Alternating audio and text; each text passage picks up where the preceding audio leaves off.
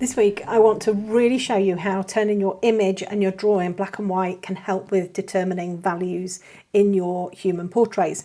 It's an easy trick to use and really does identify where you need to work on your values. What we've got here on screen is my latest tutorial. So we've got the reference photo here and we've got my drawing here. The first thing that I can see is that I don't have enough blues in my grass. Which is not a problem, but that's something for me to have a think about for next time that I work on something like this. How am I going to pick my colours? Backgrounds are still very new to me. I wouldn't say I'm an expert at all, not even half an expert. But you know, it's definitely something to sort of have a bit of a think about. I also think there's maybe the colouring on the photograph has maybe gone a little bit pinky. This also looks a little bit brighter than on the original. However, what we're interested in are her skin tones. I had to keep going back in to darken her skin tones up. I had an awful lot of problems with this little hand to begin with, which we've already seen the video of that.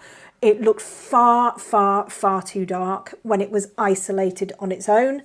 Now it's got all of the background around it. Actually, it looks fabulous and I'm really happy with it. This little hand as well, really happy with the values on this one. I think her face could probably be more darker, particularly around the eye area here. And that's what we're going to have a look at. So I'm going to, again, this isn't about colour picking. This is looking at more the values. So I'm just going to come into the middle of her face here. So the top colour is the colour that we're picking up on the top of her face here. And if I come to the same area here, you can see I'm slightly out, but actually it's not that bad. We could have brought a little bit more saturation in, a little bit more colour in there. My thinking is probably something like an apricot, maybe glazed over the top to bring a little bit more colour through, or even a little bit more of the, maybe something like a burnt ochre 10%, a little bit more of that in there, which I have used in this area. If we come to her little face around here, so I'm going to come to this one again, we're going to look at, so that is the colour that I'm picking up on her little face there around that cheek area. And if we come here and pick up the same colour. So again, just slightly out. Now, I'm quite happy with this because actually what normally happens with my pieces when I'm drawing humans is I'm way out. like properly way out. So I'm really happy that this is now starting to come together and I'm starting to get to grips a little bit more with the values of skin. If we take it to black and white, so we take that one to grayscale, we take this one to grayscale. Oops. This is what I was saying about, this is what you can do with your drawings. Every now and again, take them to grayscale and immediately the colours disappeared. Immediately you can see, hang on a second, yeah, I can absolutely see where I need to go. I need to go darker, I need to go stronger with my tones. What's really interesting about this is that I've done really well. Well done, Bonny. I've done really well with the clothing. This looks right, I'm not being big-headed now, but this looks really good. I'm really pleased with this. I've done really well with the values of the clothing. So this is a dark material. I've done really well in capturing the darkness of this material. I've actually done really well in capturing the majority of the darkness in the background. You know, and also in these light areas, this is very blown out. This is very sort of dark. I like that contrast. I really like that contrast. I've done really well in the hair. Yeah, we could go a little bit darker in places, but we can see definitely on the face, not so much in the hands. In fact, those are really good. These little hands, the values in there are really good. But in the face area, we can definitely see, now we've taken it to black and white, where we need more of those darker colours. And actually, there's a little bit of shadow coming through in her face as well, which I've missed having the colours in there as well. So the colours definitely I don't know whether it's a different part of our brain that works with colours. I have no idea, but taking the colour out of the equation allows you to see where you need to go darker. And we can definitely see around the face, the profile of the face here, this definitely needs to go darker.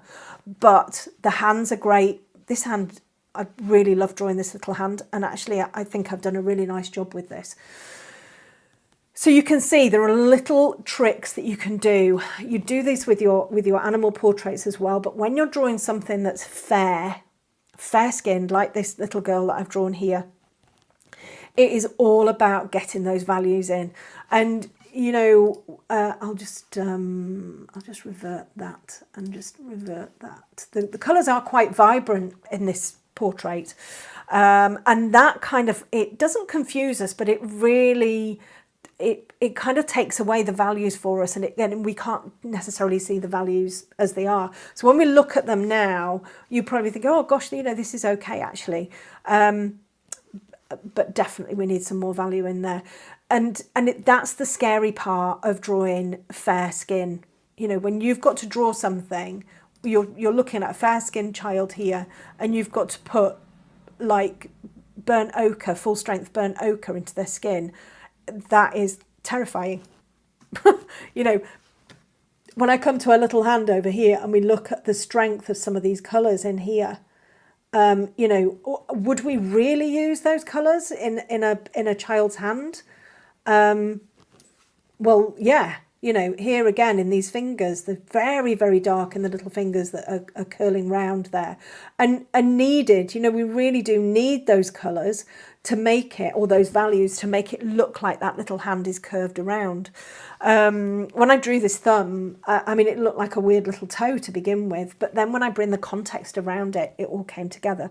So it's really, really key to understand values, find your way of working out what your values are going to be like. I mentioned this in a video before. There was a brilliant article from Ann Kohlberg in America in her Colour magazine that comes out each month. And it was all about, she's a portrait artist, why she leaves the face to the last minute. One, because she's a portrait artist and she loves drawing faces, so that's the cherry on top of the cake.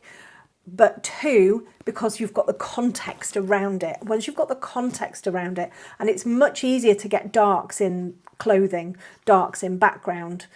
Once you've got those darks in, it's very difficult then not to get your values correct when you're drawing skin. So I hope this has helped. I am going to do one on darker skin as well.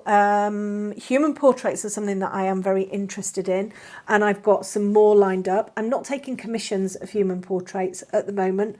I'm drawing them as tutorials. Like this one is a full tutorial all the way through, everything recorded. And you know, there's more and more people who are saying to me, oh gosh, I only really wanted to draw animals, but now I'm starting to draw humans. I'm really loving it. And they're drawing their grandchildren and their children and other people's children. And it's really wonderful to be able to go, do you know what? I can draw anything. If I put my mind to it, I can draw anything. Yes, it's going to take practice on stuff that you're not necessarily particularly experienced in. I've never drawn a pair of jeans in my life.